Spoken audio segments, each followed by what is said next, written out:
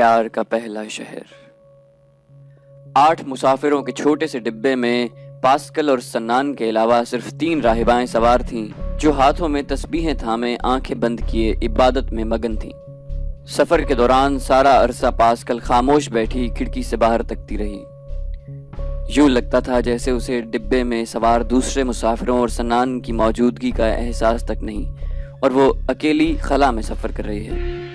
سنان کو معلوم تھا کہ ہر سال انہی راہوں سے گزرنے والی اس بے بس لڑکی کو ڈبے سے باہر گزرتے ہوئے فرانس کے دیہی مناظر سے کوئی دلچسپی نہ تھی۔ وہ ان سرسبز کھیتوں اور وسیع چراگاہوں کے دامن میں پھیلی ہوئی اجلی اجلی دھند کو اس سے پہلے بھی کئی مرتبہ دیکھ چکی تھی۔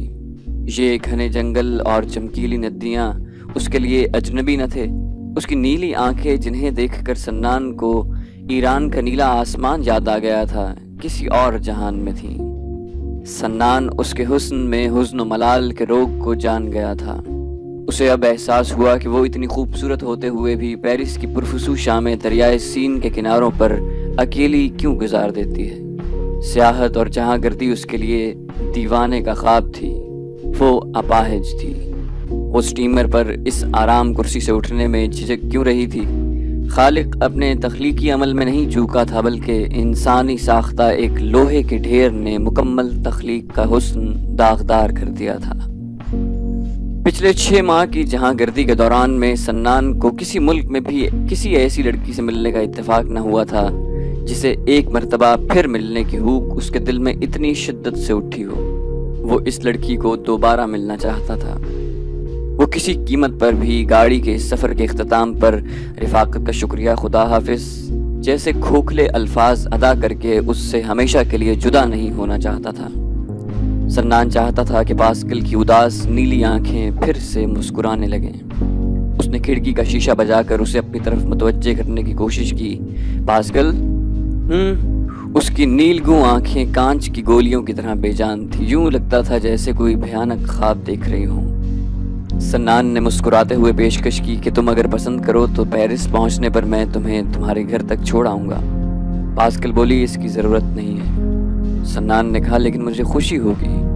پاسکل بولی میں نے کہا نا اس کی ضرورت نہیں ہے، میری خالہ مجھے اسٹیشن پر لینے آ رہی ہیں۔ وہ بدستور باہر دیکھتی رہی۔ پاسکل، سنان نے ایک مرتبہ پھر کھڑکی کا شیشہ کھٹکھٹایا، کیا تم اس سفر کے خاتمے پر آج شام مجھے کہیں مل سکتی ہو؟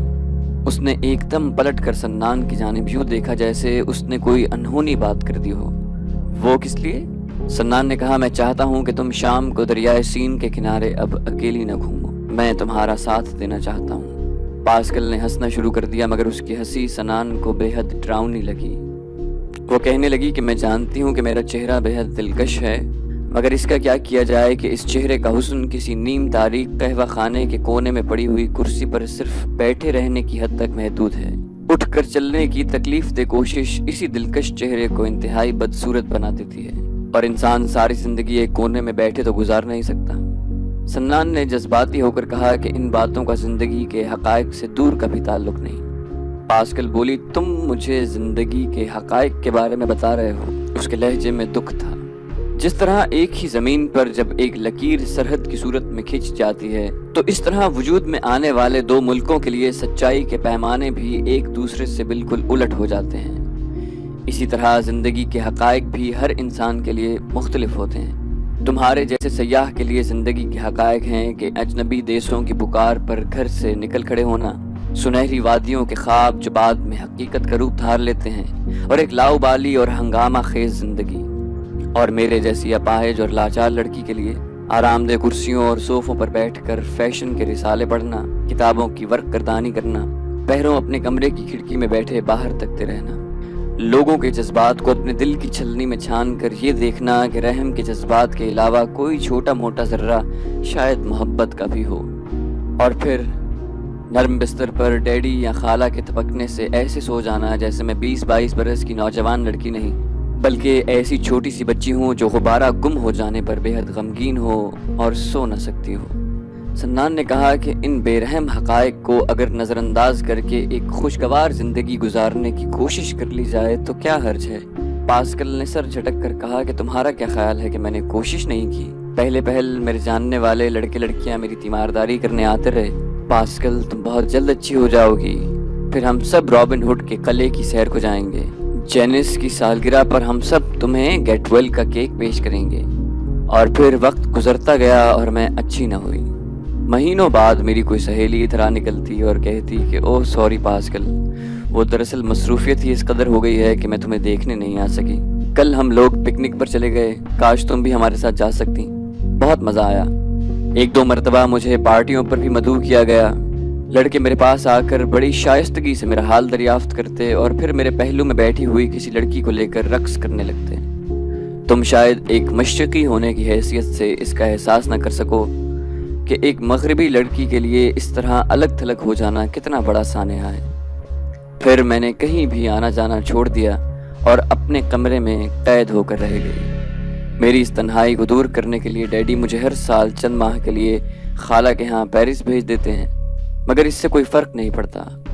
नॉटिंगम में मेरे कमरे की खिड़की से शेरवुड जंगल के चंद दरख्त दिखाई देते हैं और पेरिस में इसी किस्म की खिड़की से फुटपाथ का एक हिस्सा और शाह बलूत के दरख्त नजर आते हैं। जगह बदल जाती है मगर तन्हाई नहीं जाती। सन्नान खामोशी से उसकी महरूमियत की दास्तान सुनता रहा।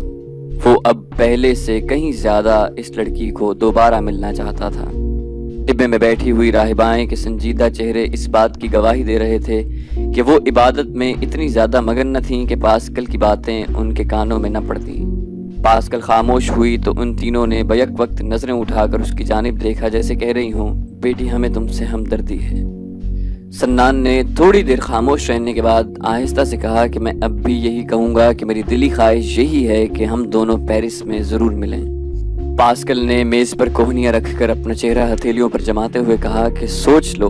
उसकी आंखें सन्नान पर लगी हुई थीं। मैं जब तुम्हारे साथ चलूँगी तो बूढ़ी औरतें आपस में खुसर फुसर करेंगी। लड़कियां कहेंगी ऐसे कबूल सूरत मशरकी नौजवान को पूरे पेरिस में एक अपाहिज लड़की पसंद आई, और फ्रांसीसी मर्द जिनके लिए औरत की खूबसूरती के पैमाने कूल्हों से ऊपर नहीं जाते तुम्हारी अक्ल पर मातम करेंगे। सोच लो, तज़हीक होगी तुम्हारी। सन्नान नरमी से बोला कि तुम मुझे इन सतही दलाइल से कायल नहीं कर सकती। पास्कल बोली, तुम समझते हो कि मैं तुम्हें कायल करने की कोशिश कर रही हूँ? क्या कोई भी लड़की किसी लड़के को अपनी बदसूरती के बारे में कायल करना चाहती है? सन्नान ने कहा, तो फिर क्या वजह है कि तुम मुझसे मिलना पसंद नहीं करती? पास्कल फिर बोली कि मैंने कहा ना, तज़हीक होगी तुम्हारी। सन्नान ने कहा कि एक ऐसे माहौल में जहां मैं मुकम्मल तौर पर अजनबी हूँगा मेरी क्या तज़हीक हो सकती है? और मैंने पिछली शब तुम्हारी आंखें देखने के बाद फैसला कर लिया था कि मैं तुम्हें दोबारा मिलने के लिए कहूँगा। पास्कल बोली, जब मैं आज सुबह आराम कुर्सी से उठकर अरशे पर लंगड़ाती हुई चली जा रही थी तब क्या तुमने अपना इरादा बदल नहीं दिया? बिल्कुल नहीं, बल्कि तुम्हारी बेबसी ने मेरे इस इरादे को और तक़वियत बख्शी थी। पास्कल भड़क उठी, बेबसी? बस मैं इस लफ्ज़ से खाइफ हूँ, बेबसी। रहम के जज्बात तो लोग जानवरों के लिए भी महसूस करते हैं, मुझे इनकी चाहत नहीं।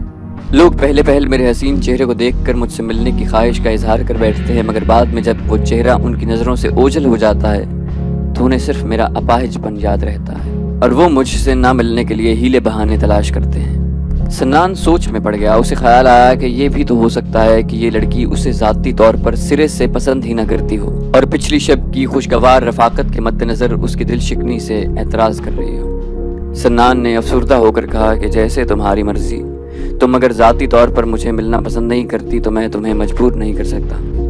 पास्कल ने कहा, बिल्कुल नहीं। उसके लहजे की बेइख्तियारी सन्नान के लिए हैरान कुन थी। पसंद? मेरा मतलब है ज़रूर, मैं तुम्हें मिलना चाहती हूँ, ज़रूर। उसने बच्चों की तरह बार बार इस तरह सर को जुम्बिश दी जैसे वो अपने जज्बात को पूरी तरह बयान करने से कासिर हो। सन्नान को यूँ महसूस हुआ जैसे उसके सर से कोई भारी बोझ उतर गया। वो नशिस्त पर टेक लगाकर आराम से बैठ गया, जेब से सिगरेट निकाल कर सुलगाया और मुस्कुराने लगा। वो बोला कि मैं पेरिस में अजनबी हूँ, तुम कोई सी जगह मुंतखब करके कागज़ के टुकड़े पर नाम लिख दो, मैं वहाँ पहुँच जाऊँगा। पास्कल बदस्तूर मुस्कुराए चली जा रही थी और सर भी हिला रही थी। सन्नान ने कहा, ये क्या मैकेनिकी खिलौनों की तरह सर हिलाती रहती हो? मैंने जगह के बारे में दरियाफ्त किया है। ओह, पास्कल एकदम हंस पड़ी। खाला भी यही कहती हैं कि मेरी ये आदत बिल्कुल बच्चों जैसी है। सन्नान ने कहा कि तुम्हारी बहुत सी आदतें बच्चों जैसी हैं। बहरहाल पहले ये बताओ कि तुम मुझे मिलना कहाँ पसंद करोगी? پاسکل نے کہا دریائے سین کے کنارے۔ سنان نے پوچھا کون سے کنارے پر، دائیں یا بائیں؟ پاسکل بولی نہیں، سین کے کنارے نہیں، دریائے سین تو میلوں پر پھیلا ہوا ہے۔ تو پھر؟ پاسکل بولی پھر ہاں، بولیوارڈ سان جمین کے کیوا خانے امن میں۔ سنان نے کہا کہ مجھے لکھ کر دے دو۔ پاسکل بولی نہیں، یہ بھی نہیں۔ اس نے ارادہ بدل دیا۔ اس قیوہ خانے میں کبھی بھی جگہ نہیں ملتی، ہمیشہ کھڑے ہو کر انتظار کرنا پڑتا ہے۔ سنان نے کہا کہ میرا خیال ہے کہ میں تمہیں سرے سے گھر ہی نہ جانے دوں، اسٹیشن سے سیدھے ہم دریائے سین پر ہی چلتے ہیں۔ پاسکل نے سنجیدہ ہو کر کہا کہ نہیں نہیں، خالہ اسٹیشن پر آ رہی ہیں اور وہ ذرا پرانے خیالات کی ہیں، برا منائیں گی۔ گاڑی ایک قصباتی اسٹیشن پر کھڑی ہوئی اور ان کی ہم سفر تینوں راہبائیں اترنے کے لیے کھڑی ہوئیں۔ ان میں سے ایک راہبہ نے بڑے پیار سے پاسکل کے سر پر ہاتھ پھیرا۔ بیٹی، آئیفل ٹاور کے نیچے ملنے میں کیا قباحت ہے؟ خداوند یسوع تم دونوں کو ہمیشہ خوش رکھے۔ باقی دو راہباؤں نے ڈبے سے باہر جاتے ہوئے انہیں دعا دی۔ گاڑی دوبارہ چلی تو پاسکل بے اختیار ہنس دی۔ وہ بولی کہ اس راہبہ کو کیسے معلوم ہو گیا کہ آئیفل ٹاور لڑکوں کو ملنے کے لیے بہترین جگہ ہے؟ سنان نے کہا کہ وہ بیچاری پیدا ہوتے ہی تو راہبہ نہیں بن گئی تھی نا، درمیانی وقفے میں شاید کوئی دل شکن واردات قلب ہوئی ہو اور اسے مجبوراً رہبانیت اختیار کرنی پڑی۔ پاسکل نے کہا کہ بہرحال مجھے آئیفل ٹاور کا بالکل خیال نہ آتا اگر یہ محترمہ اس کا مشورہ نہ دیتی، خیر مناسب جگہ ہے۔ سنان نے گھڑی پر نظر ڈالتے ہوئے کہا کہ بس تو پھر طے ہو گیا، ہماری گاڑی پورے 5 بجے پیرس پہنچے گی اور میں آج شب پورے 7 بجے دریائے سین کے کنارے آئیفل ٹاور تلے تمہارا انتظار کروں گا۔ پاسکل نے شوخی سے کہا کہ میں 6:45 بجے ہی پہنچ جاؤں گی، اور ہاں میں آج شام کیا پہن کر آؤں؟ سنان نے کہا کوئی لباس۔ پاسکل نے پوچھا لیکن کس رنگ کا؟ تمہیں کون سا رنگ پسند ہے؟ سنان نے کہا مجھے جو رنگ پسند ہے وہ تمہاری آنکھوں میں ہے۔ پاسکل کا چہرہ شرارت سے دمک اٹھا، یعنی تمہیں بھورا رنگ پسند ہے؟ سنان نے ہنستے ہوئے کہا کمال ہے، کل شب تو نیلی تھی، آج ان کا رنگ بھورا ہو گیا ہے، میں کہیں کلر بلائنڈ تو نہیں ہو گیا؟ ایک مرتبہ پھر دیکھ لوں؟ پاسکل نے اپنی لمبی پلکیں اوپر اٹھا کر کہا دیکھ لو۔ سنان قدرے گھبرا گیا، لڑکیوں کے معاملے میں وہ بے حد نا تجربے کار تھا اور اس طرح کے روایتی پیار کے انداز اسے بالکل پسند نہ تھے، اس نے تو یوں ہی کہہ دیا تھا۔ سنان نے ایک نظر پاسکل پر ڈالی جو آنکھیں کھولے اس کی جانب پٹ پٹ دیکھ رہی تھی اور آہستہ سے کہنے لگا بس دیکھ لی۔ پھر؟ پاسکل نے پوچھا پھر کون سا رنگ ہے؟ سنان نے کہا کہ اچھی طرح دیکھ نہیں پایا۔ پاسکل نے کہا کہ میرا مقصد تمہاری آنکھوں میں جھانکنا تھا، میں نے اتنی کالی بھور آنکھیں آج تک کسی کی نہیں دیکھی۔ سنان نے جھینپ کر کہا کہ تقریباً تمام پاکستانی لڑکوں کی آنکھیں ایسی ہوتی ہیں۔ پاسکل نے مچل کر کہا کہ جھوٹ، ناٹنگم کی آدھی آبادی پاکستانیوں پر مشتمل ہے، ان میں سے کسی کی بھی آنکھیں تمہاری جیسی نہیں۔ سنان نے کہا تم وہاں ان کی آنکھوں میں جھانکتی رہتی ہو؟ پاسکل بولی نہیں ایسا تو نہیں ہے، ڈیڈی ڈیئر کبھی کبھی مجھے شام کے کھانے کے لیے کسی پاکستانی ریسٹورانٹ میں لے جاتے ہیں، وہاں دیکھنے کا اتفاق ہوتا ہے، ویٹر پاکستانی ہوتے ہیں نا۔ سنان نے پوچھا کہ پاکستان کے بارے میں ریسٹورانٹس کے علاوہ اور تمہاری کیا معلومات ہیں؟ پاسکل نے کہا کہ میں نے روڈیارڈ کپلنگ کی کتاب کم پڑھی ہے، جس کا آغاز اس فکرے سے ہوتا ہے کہ کم لاہور عجائب گھر کے سامنے پڑی بڑی توپ زمزمہ پر بیٹھا تھا۔ سنان نے پوچھا اور کچھ؟ پاسکل بولی اور یہ کہ کپلنگ لاہور کی بادشاہی مسجد کے مینار پر بیٹھ کر خوبصورت نظمیں تخلیق کیا کرتا تھا۔ سنان نے کہا کہ کپلنگ کو فرانس سے بھی اتنی ہی محبت تھی جتنی میرے شہر لاہور سے۔ پاسکل نے پوچھا وہ کیسے؟ سنان بولا اس نے کہا تھا کہ ہر وہ شخص جو انسانیت کا ہمدرد ہے فرانس سے محبت کرتا ہے۔ پاسکل مسکرا کر بولی لاہور اور فرانس۔ سنان نے اسے بتایا کہ اس اخبار کا دفتر اس کے گھر کے پہلو میں واقع ہے جہاں پر کسی زمانے میں کپلنگ کام کرتا تھا۔ اس دفتر کے ایک چوکیدار کا محبوب مشغلہ غیر ملکی سیاحوں کے ہاتھوں وہ واحد میز فروخت کرنا ہے جس پر بیٹھ کر کپلنگ نے اپنے لازوال ناول تصنیف کیے۔ اب تک وہ چوکیدار ایسی 20 میزیں فروخت کر چکا ہے۔ پاسکل نے بتایا کہ ہمارے ہاں بھی نیپولین کی ڈائری سینکڑوں بار فروخت ہو چکی ہے۔ سنان نے کہا کہ یعنی پاکستان کے بارے میں تمہاری معلومات پاکستانی ویٹروں اور ناول کم تک محدود ہیں۔ پاسکل نے سر کھجاتے ہوئے سوچنا شروع کیا، اس کے علاوہ ہاں میں نے شالیمار باغ کے بارے میں ایک نظم پڑھی ہے اور میرے پاس نوٹنگم میں ایک پاکستانی دستکاری کی دکان سے خریدا ہوا ایک زیور بھی موجود ہے۔ سنان نے پوچھا پاکستانی زیور؟ ہاں، کانوں میں ڈالتے ہیں، دکاندار کہہ رہا تھا کہ سبھی پاکستانی عورتوں کے کانوں میں پیدائشی طور پر سوراخ ہوتے ہیں۔ سنان نے کہا وہ دکاندار تمہیں مشرق کے جادو سے مسحور کرنے کی کوشش کر رہا تھا۔ سوراخ پیدائشی طور پر نہیں ہوتے، بعد میں چھیدے جاتے ہیں۔ پاسکل نے پوچھا تمہاری زبان میں ان ایئر رنگز کو کیا کہتے ہیں؟ سنان نے کہا جھمکے۔ جھم کے۔ پاسکل نے کوشش کی، بہت خوبصورت نام ہے، میں آج شام کو پہن کر آؤں گی۔ چاندی کے ہیں؟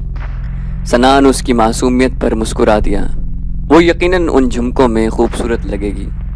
سنان نے ایک مرتبہ پھر دہرایا، پورے 7 بجے آئیفل ٹاور کے نیچے، 6:45 بجے۔ پاسکل شرارت سے ہنس دی اور بچوں کی طرح پھر سر ہلانے لگی۔ 6:45 بجے۔